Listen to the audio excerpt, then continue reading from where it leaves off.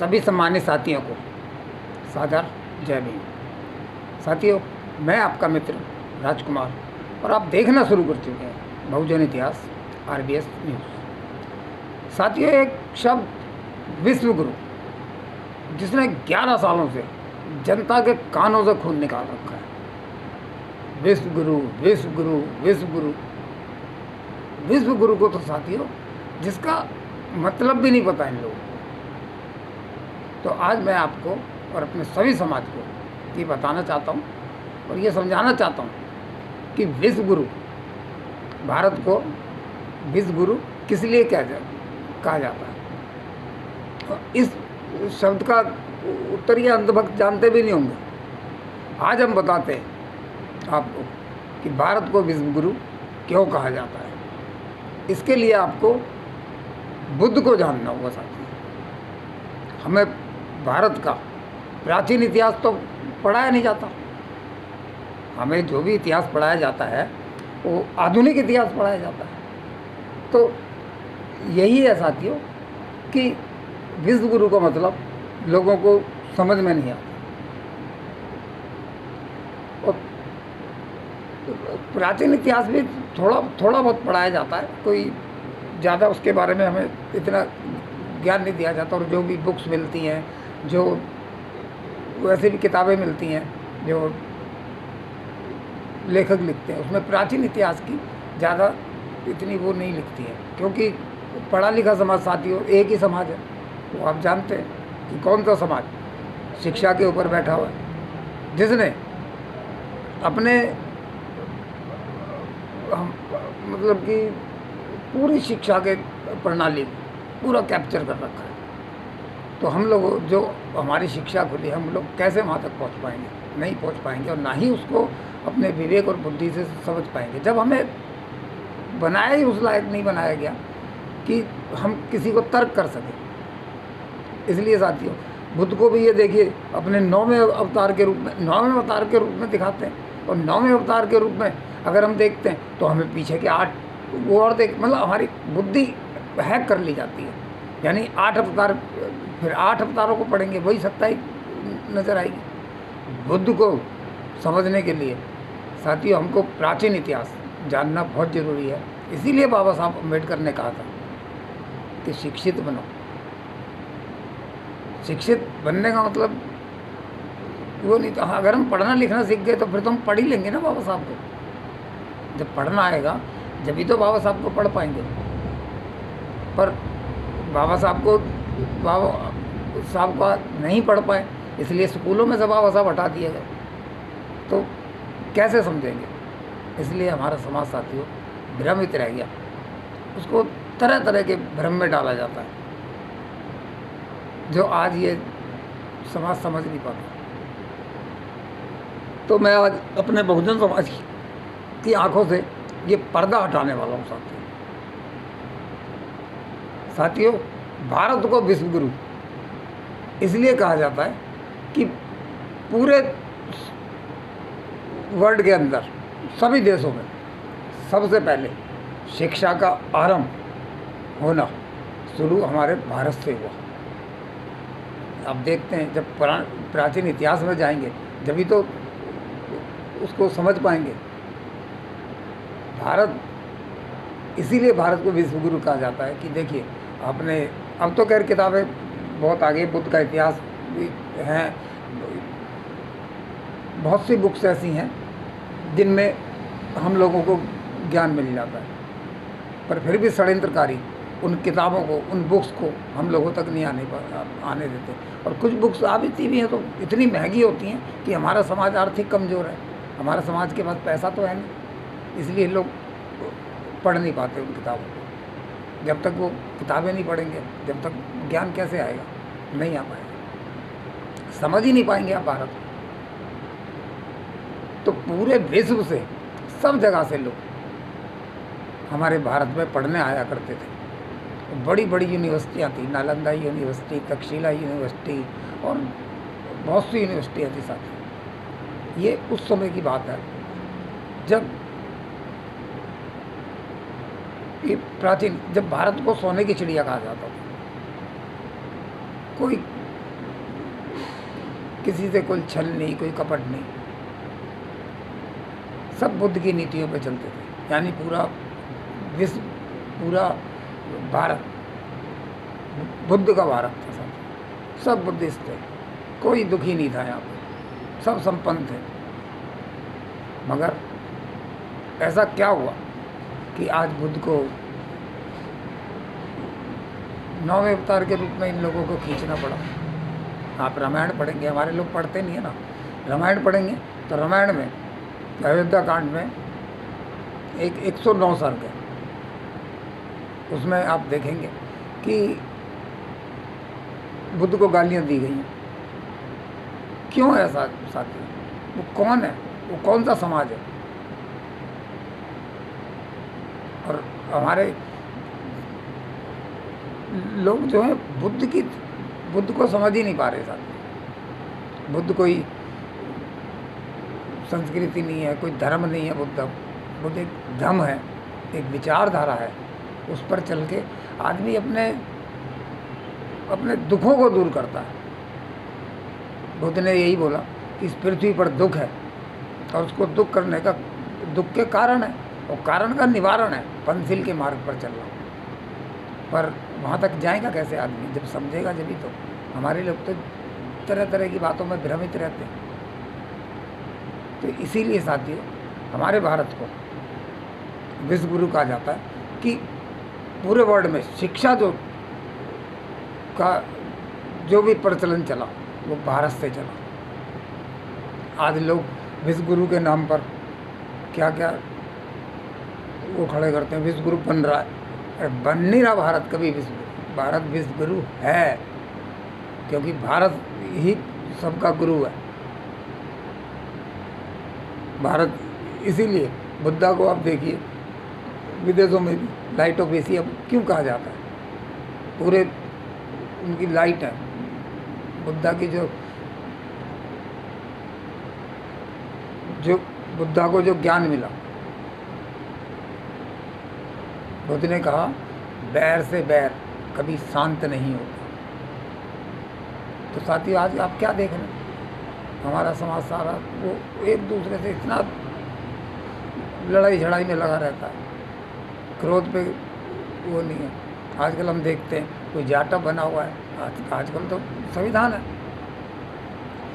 भारत को उस समय साथियों सोने की चिड़िया कहा जाता था। बड़ी बड़ी यूनिवर्सिटियाँ, नालंदा यूनिवर्सिटी, तक्षशिला यूनिवर्सिटी, भारत में बड़ी बड़ी अनेकों यूनिवर्सिटियाँ थी। और भारत से शिक्षा लेकर देश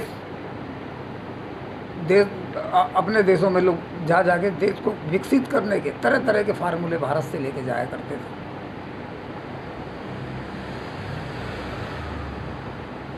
जब शिक्षा जाएगी तो साथियों फार्मूले भी जाएंगे। जब फार्मूले जाएंगे तो ऑटोमेटिक वो तो तरक्की करना ही है।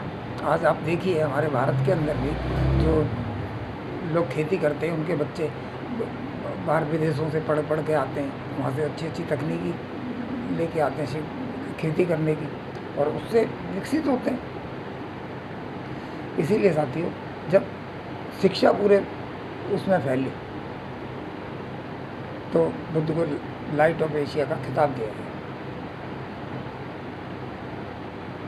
फिर चलो ये होता है साथियों। उसके बाद मुग़लों के समय, जब मुग़लों का समय आया तो हमारे समाज से एक समाज ऐसा था कि उसने षड्यंत्र से हमारे समाज को, सब तो बुद्धिस्ट थे यहाँ पे, हमारे समाज को उन्होंने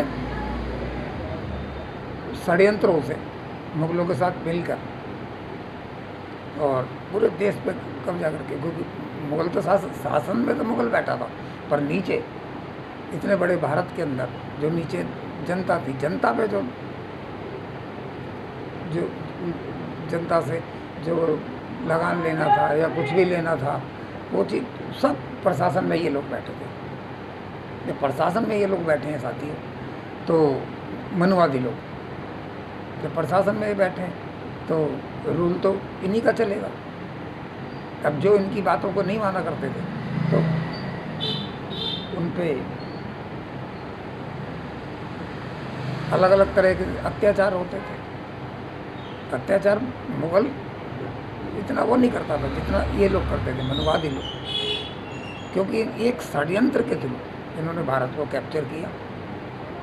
और जो आज भी काफ़ी बच्चे हैं, बहुत लोग हैं जो पूछते हैं कि ये इतने से लोग, इन्होंने इतना बड़ा साम्राज्य कैसे कंट्रोल कर लिया, इतनी हत्याएं होते हैं, दुनिया भर की किताबें हैं, वो किताबें में पढ़ के कोई कहता है इतनी हत्याएं हुई, इतना जेलों को लपेट दिया, ये कर दिया, बोलते दुनिया भर का भ्रम चलता रहता। भ्रम जब तक आप पढ़ेंगे नहीं किसी चीज़ को, जब तक प्राचीन इतिहास को पढ़ेंगे नहीं, बुद्ध को जानेंगे नहीं, तो आप कैसे समझ पाएंगे। आज भी हम देख रहे हैं 21वीं सदी में भी हमारे लोग पढ़ने की तरफ इतना ध्यान नहीं देते। फिर आया साथियों मुग़लों का समय।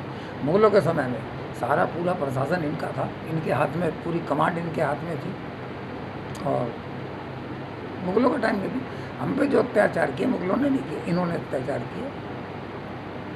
और बहुत सी किताबें हैं, बहुत किताबों में लिखी हुई है, मुग़लों की भी उनकी किताबें हैं, षड्यंत्र के थ्रू जो हमारे बुद्धिस्ट मंदिर थे, बहुत प्यारे थे, उनको षड्यंत्र के थ्रू उन्होंने हथिया लिए।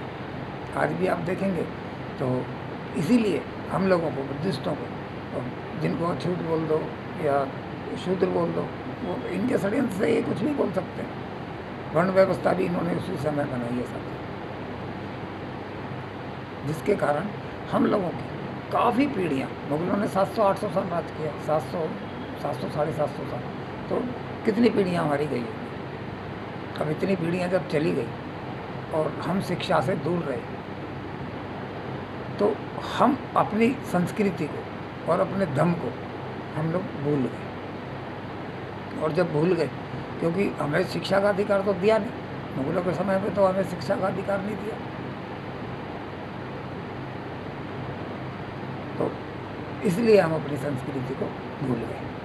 और जब हम अपनी संस्कृति को भूल गए, तो अब खाली चीज़ में तो आप कुछ भी कर सकते हो।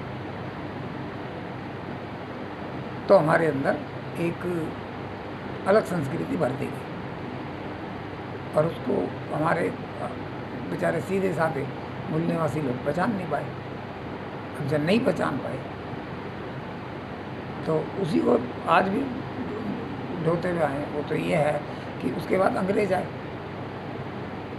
अंग्रेज भी ऐसे ही धीरे धीरे आए थे। अंग्रेज आए थे व्यापार करने, ईस्ट ऑफ इंडिया कंपनी आई व्यापार करने। तो आज आप देखेंगे अपने भारत को कि जिस हिसाब से ईस्ट ऑफ इंडिया के हाथ में धीरे धीरे करके भारत के संसाधनों को दिया गया, उसी हिसाब से आज आप देखेंगे तो हमारी गवर्नमेंट के संसाधनों को ये अडानी अंबानी के हाथों में दिया जा रहा है। तो उस ज़माने में और इस ज़माने में क्या अंतर है? उस ज़माने में भी हम गुलामी की तरफ हो गए, और आज के ज़माने में भी हम गुलामी की तरफ को जा रहे हैं। मगर ये चीज़ ना उस समय समझ पा रहे थे, ना ही आज समझ पा रहे हैं। आज जो पढ़े लिखे लोग हैं वो तो समझ रहे हैं कि देश में ये इनकी नीति जो है वो कामयाब नहीं है। ये नहीं है, आप एक फ़ायदे के लिए, आप खाली अपने फ़ायदे के लिए पूरे देश को आप गड्ढे में डाल दें, ये सही नहीं है। ये नीतियाँ इनका क्या है कि अब हमारे लोग कैसे उनका विरोध कैसे करेंगे? जब उनको पता होगा तब तो विरोध करेंगे। ना ही विचारों ने पीछे का वो पढ़ा। अब तो बाबा साहब ने सारी किताबों में लिख चुके हैं, बाबा साहब सारी बातें लिखी हैं। विश्लेषण तो हमें अपने दिमाग से करना है ना, भारत को जानना होगा ना। भारत को जो जानेगा, अब इतने पत्रकार हैं, पत्रकार लोग पढ़ते हैं, अब वो न्यूज़ जो कौन सी सही है कौन सी गलत है वो उनका विश्लेषण करके आप लोगों तक पहुंचाते हैं। अब आप लोगों तक वो तो आपने समझना है ना, आपको समझना पड़ेगा ना। अब आप पहले ही किसी चक्करों में भगत बने हुए किसी के, तो कैसे समझेंगे आप? नहीं समझेंगे। तो वही अंग्रेजी शासन काल में हुआ था। अंग्रेज़ों ने यह है कि अंग्रेज जो थे बेचारे न्यायिक प्रक्रिया को, और न्याय के वो थे, उन्होंने पढ़ने का अधिकार दिया। पढ़ने का अधिकार अंग्रेजों ने दिया। पर उस समय भी हमारे बीच में से कौन निकला? बाबा साहब निकले। बाबा साहब उसी ज़माने में तो पढ़े हैं, वो इन्होंने थोड़ी दिया बाबा साहब को पढ़ने का अधिकार। ये लोग तो उनको स्कूलों में पानी तक नहीं पीने देते थे और इतना प्रताड़ित करते थे। उन्होंने पढ़ लिख के चलो भारत का संविधान लिखा था, वो संविधान के अंदर भी अब वो बाबा साहब ने क्या करा, कोई ऊंच नीच नहीं है, उन्होंने सारी जाति धर्म हर चीज़ को ख़त्म कर दिया, पीछे का सब कुछ शून्य कर दिया बाबा साहब ने। और अब क्या बनाया बाबा साहब ने? SC, ST, OBC और जनरल, ठीक है, ये 4 वर्ग बना दिए ये कॉन्स्टिट्यूशन के अंदर। और जिसकी जितनी जनसंख्या है उसके हिसाब से उनके पास अधिकार होने चाहिए, यही लोकतंत्र है। मगर जो भी सामंतीवादी वो थी, जो नहीं चाहते थे कि इस हिसाब से हमारा भारत चल पाए, वो अभी तक भी भारत को कॉन्स्टिट्यूशन से संवैधानिक तरीके से नहीं समझने दे रहे। और जब हमारे लोग ही नहीं समझेंगे, जब समझेंगे हमारे लोग, जब ही तो उस चीज़ के लिए लड़ेंगे।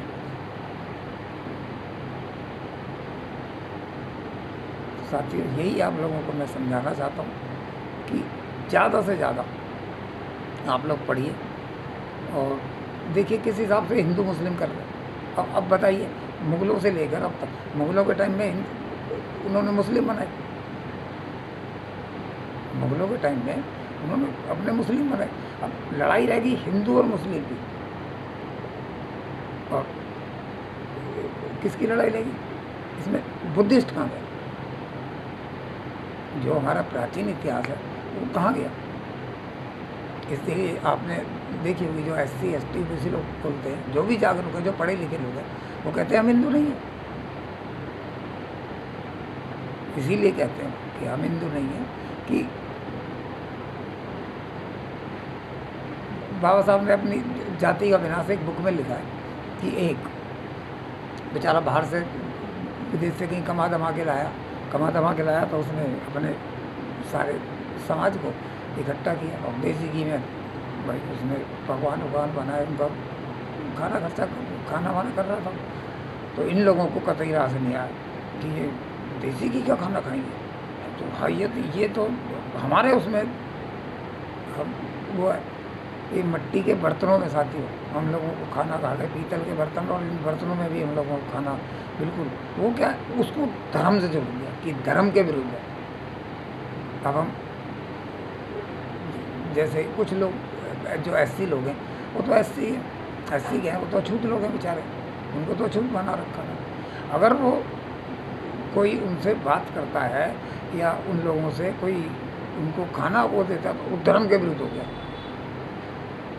मतलब धर्म ही ऐसा बना रखा था जिसमें भेदभाव हो। आज भी आप देखिए हर आदमी एक दूसरे से वो उसी में संतुष्ट है कि मेरे से नीचे तो कोई है, और हमारा संविधान, हमारा कॉन्स्टिट्यूशन में सब बराबर कर दिए, SC, ST, OBC और जनरल सब बराबर, इसमें कोई जाति नहीं है। फिर भी आज भी मैं देखता हूँ लोगों को, कोई वाल्मीकि बना घूम रहा, कोई जाटव बना घूम रहा, तो ये जातियों में बट के तो हम उनके षड्यंत्र में आज ही फंसे हुए हैं ना। अभी देखिए इनकी सांप्रदायिकता की तो बात अलग है, और सुप्रीम कोर्ट ने वर्गीकरण कर दिया कि आपका सारा का सारा अधिकार तो जाटव खा रहे, और वाल्मीकि लोग जो थे वो भी बिदक गए। अब उन्होंने सोचा तो कुछ है नहीं, वो भी बिदक गए और खा गए। जब जाटव के नाम से, वाल्मीकि के नाम से कोई आरक्षण है ही नहीं, आरक्षण तो आपको SC के नाम से मिलता है, और वही OBC लोगों का उनको आरक्षण मिलेगा OBC के नाम से। और अब यादव, कर्मी, पटेल, कुशवाहा, नाई, धोबा, दुनिया भर की 3000 से ऊपर जाती हैं। अब जातियों में बटे रहेंगे तो आरक्षण तो नहीं ले पाएंगे आप। 27% आरक्षण आपको मिल रहा है OBC के नाम से, तो OBC बनिए। मैं सभी साथियों को यही समझाना चाहता हूँ कि OBC बनिए।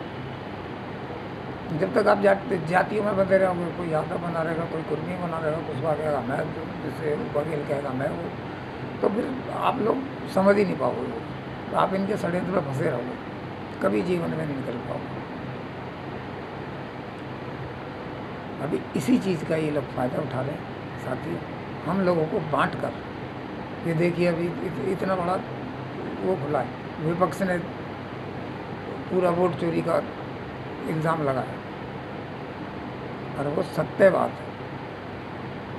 इसी पर हमारे लोग कैसे, हमारी बहन जी को लोग समझ नहीं पाते हैं। हमारी बसपा पार्टी जो हमारी मूल निवासियों की पार्टी है, SC ST OBC की मेन राष्ट्रीय पार्टी है बसपा, बहुजन समाज पार्टी।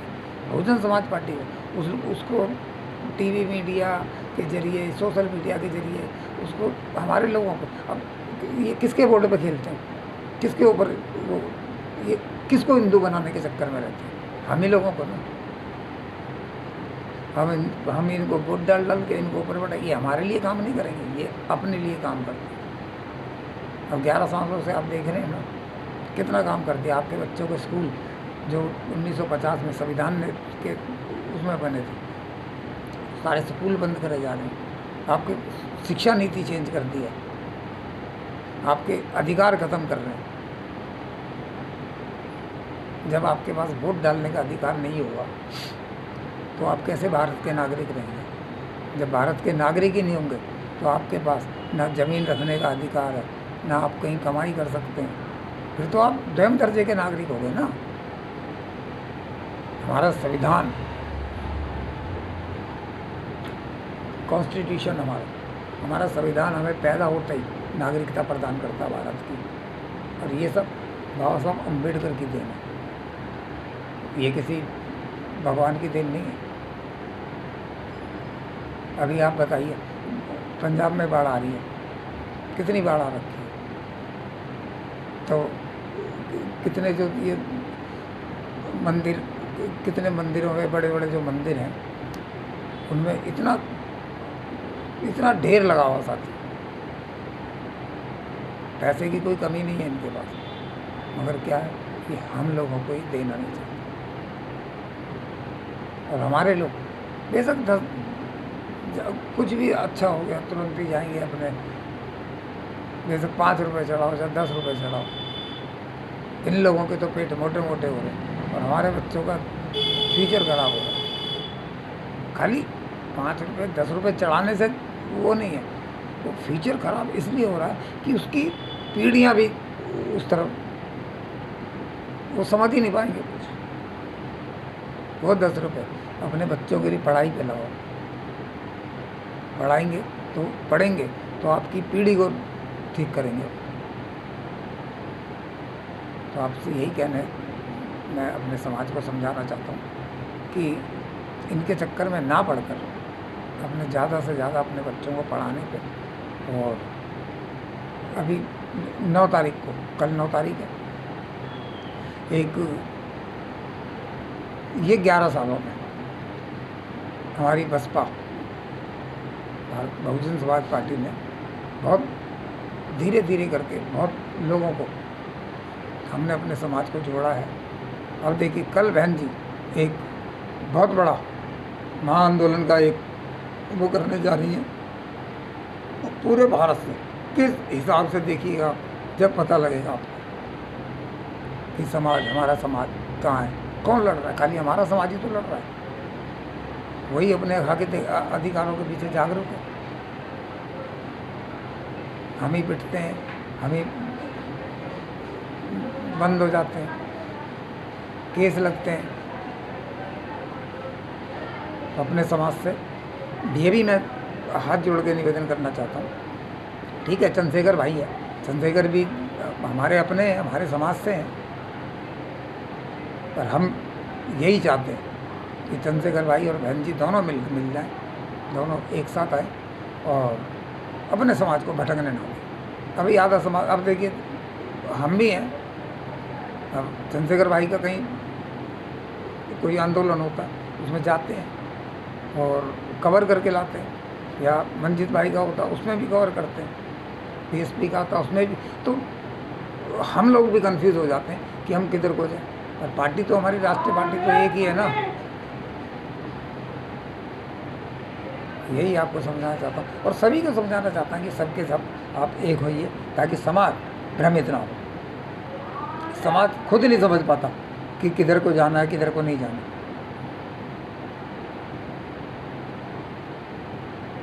तो मैं हाथ जोड़ के सबसे निवेदन करता हूँ कि साथियों ज़्यादा से ज़्यादा चैनल को लाइक करिए। ये आज आपको समझ नहीं आएंगी, आने वाले समय में आप समझेंगे कि हमारी वीडियो हमारे समाज के लिए कितनी जागरूकता का काम करेंगे। आज अभी वीडियो पे डांस वांस डालने लग जाओ या कोई कॉमेडी डालने लग जाओ तो ज़्यादा लोग उसको लाइक शेयर करते हैं, अच्छी चीज़ें लोग कम पकड़ते हैं। और हमें ना लाइक की ना शेयर की ज़रूरत है, बस इतना ही चाहते हैं कि हमारे समाज तक ज़्यादा से ज़्यादा हमारे समाज तक वीडियो जाए और आप लोग समझें कि संवैधानिक जीवन क्या है।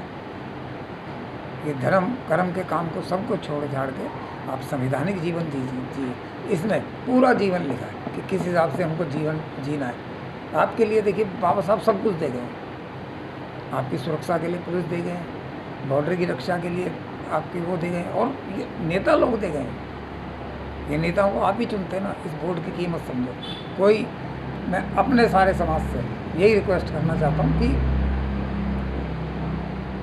वोट को किसी भी लालच में इस वोट को ना बेचें, और तुरंत अगर जैसे ही आपको पता लगता है तुरंत SDM ऑफिस में जाके अपना वोट जुड़वाइए। किसी का वोट कटता है तो उस वोट को जुड़वाइए, और नहीं तो आपके जो भी इलाके के जागरूक आदमी हैं उनको, जो संगठन है उनको बताइए, वो आपका वोट जुड़वाएंगे।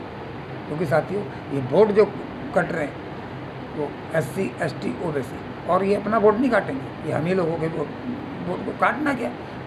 6 वोट होते हैं, किसी के 2 के उड़ा देंगे, फिर वो जुड़ेंगे, फिर 1 का उड़ा देंगे। ऐसे करके इन लोगों ने और वो कर रखा। और आप देख रहे हैं, एक चीज़ और आपको मैं समझाना चाहता हूँ, सोशल मीडिया के ऊपर आजकल इतना झूठ प्रचारित कर रहे हैं। झूठ प्रचारित का मतलब आप कैसे समझेंगे उस झूठ को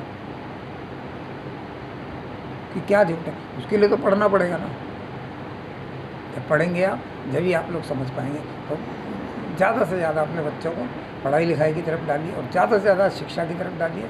शिक्षित बनो, संघर्ष करो, और सब संगठित रहो। और वीडियो को ज़्यादा से ज़्यादा लाइक करना, शेयर करना और कमेंट पास करना। जय भीम, जय भारत, जय संविधान।